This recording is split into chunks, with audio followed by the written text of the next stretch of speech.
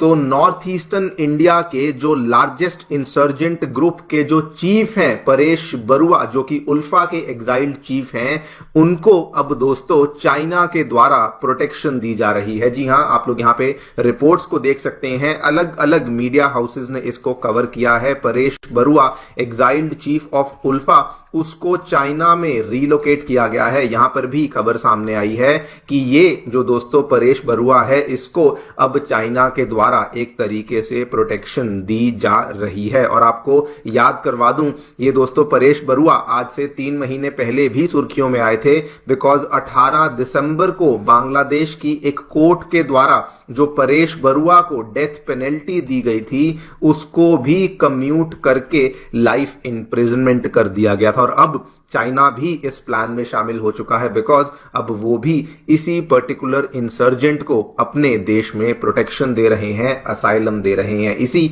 पूरी डेवलपमेंट के बारे में हम लोग डिटेल में बातचीत करने वाले हैं कि क्या एग्जैक्टली हमें यहां पे देखने को मिला है, क्यों आखिरकार चाइना ने इस पर्सन को अपनी कंट्री में यहां पे प्रोटेक्शन दी है, उनका लॉन्ग टर्म टारगेट क्या है, and should India be worried और नॉट। देखने को मिला है दोस्तों, रिपोर्ट्स सामने आ रही हैं कि अब भारत के खिलाफ बेसिकली चाइना, बांग्लादेश और पाकिस्तान की आईएसआई ये एक अनहोली ट्रिनिटी को फॉर्म कर रही हैं, एंड ये इस पर्टिकुलर ट्रिनिटी के लिए जो उल्फा के पुराने चीफ रह चुके हैं परेश बरुआ, उनका इस्तेमाल कर रही हैं। ये कैसे कर रही हैं, चाइना कैसे प्रोटेक्शन दे रहा है, क्यों दे रहा है, उसको समझने के पहले मैं आपको थोड़ी सी ब्रीफ हिस्ट्री इनके बारे में बता दूं। दोस्तों, ये वैसे तो बहुत लंबे टाइम से ये सुर्खियों में चल रहे थे, लेकिन इनको लेकर जो सबसे बड़ा केस था जिसके चलते बांग्लादेश की कोर्ट ने इनको डेथ पेनल्टी की सजा दी थी, वो केस था 2004 का चिटागोंग का आर्म्स स्मगलिंग केस। ये वाले केस में लगभग 10 से भी ज्यादा ट्रक्स थे जो कि चिटागोंग में बांग्लादेशी पुलिस के द्वारा पकड़े गए थे, जिन ट्रक्स में आपको मेनली हथियार देखने को मिले थे, जिसमें रॉकेट्स थे, ग्रेनेड्स थे, और भी बहुत लंबी सारी लिस्ट थी जो कि बांग्लादेशी पुलिस के द्वारा यहां पे बताई गई थी।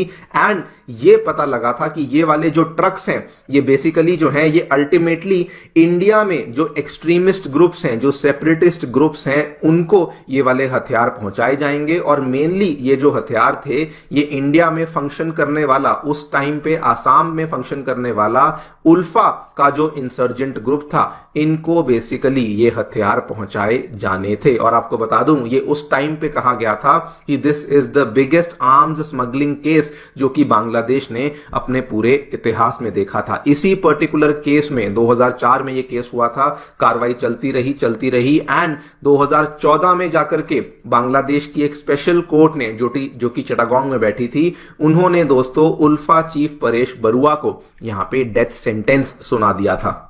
हालांकि इनको ये पकड़ नहीं पाए थे। इस चीज को लेकर रिपोर्ट्स तो बहुत सामने आई कि इनको अरेस्ट कर लिया गया है, लेकिन किसी ने भी इस चीज को कंफर्म नहीं किया था। लेकिन इनके ऊपर चार्जशीट हुई थी और बांग्लादेशी कोर्ट ने अपने प्रोसीजर के हिसाब से इस पर्टिकुलर पर्सन को डेथ पेनल्टी की सजा सुना दी थी। लेकिन दोस्तों, जब हमारे प्यारे यूनस सत्ता में आते हैं तो आते ही आपको मालूम है वो लेफ्ट, राइट एंड सेंटर सभी रेडिकल्स को, सभी एक्सट्रीमिस्ट को जेल में से बरी कर रहे थे, उनकी सजा कम कर रहे थे। एंड ऑब्वियसली उन्होंने दिसंबर 18 को बांग्लादेश कोर्ट के द्वारा दोस्तों फैसला सुनाया गया कि उल्फा चीफ परेश बरुआ, जिनको डेथ पेनल्टी की सजा दी गई थी, उनकी सजा को अब कम्यूट करके लाइफ इंप्रिजनमेंट में कन्वर्ट कर दी।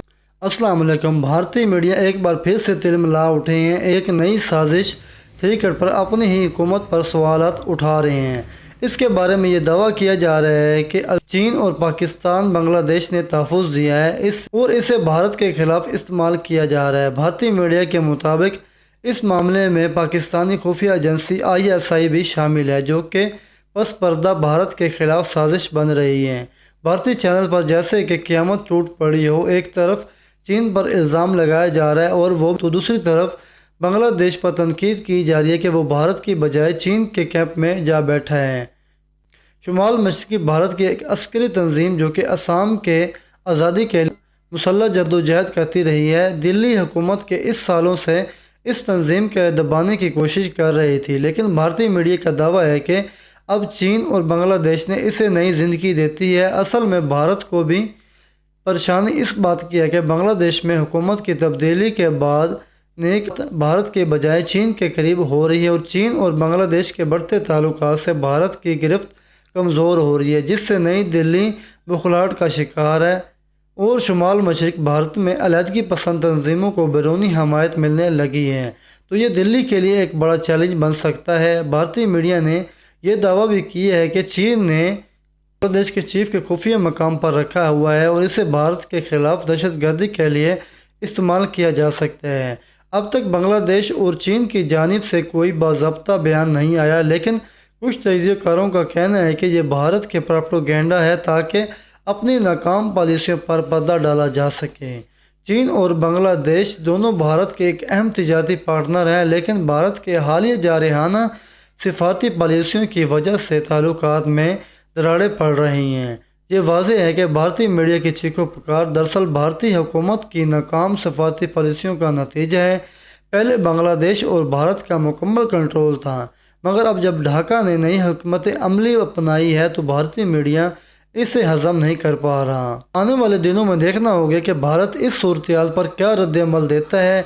क्या भारतीय मीडिया का एक और ड्रामा साबित होगा? इस हवाले से भारतीय मीडिया पे क्या चीखों पुकार है, इस वीडियो में आगे जाकर देखेंगे।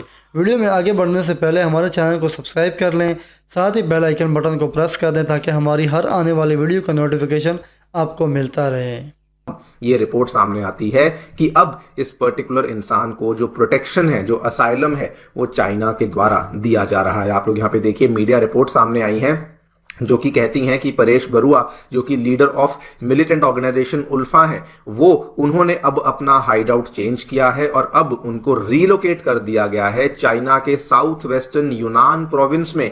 एक प्रीफेक्चर है जिसका नाम है सी युआंग बाना दाई ऑटोनॉमस प्रीफेक्चर, जहां पर इनको रिलोकेट किया गया है। इसकी लोकेशन आप लोग यहां पे देखिए। ये दोस्तों आपको मैप में इसकी मैंने अप्रोक्सीमेट लोकेशन बताई है और इसमें जो सबसे इंपॉर्टेंट चीज है जो कि आपको देखनी है कि ये असल में this is very very close to the China Myanmar border, जहां पर इनको बेसिकली रिलोकेट किया गया है। क्वेश्चन ऑब्वियसली यही आता है कि चाइना ने आखिरकार इनको अपने देश में प्रोटेक्शन देनी शुरू क्यों करी है। इसके पीछे दो तीन अलग अलग तरह के कारण हमें देखने को मिले हैं। ये असल में हमारे इकोनॉमिक टाइम्स में रिपोर्ट आई थी जिसमें बताया गया है कि सबसे पहले तो ये वाला जो एरिया है जी शुआन बाना दाई रीजन ऑफ चाइना, जहां पर ये अब रह रहे हैं, कहा जाता है कि ये वाले एरिया जो है ये चाइना में वहां के टाई और दाई पीपल देखने को मिलते हैं। एंड हिस्टोरिकली कहा जाता है कि ये वाले जो ताई और दाई लोग हैं, इनके आसाम के जो अहोम लोग हैं, जो आसाम के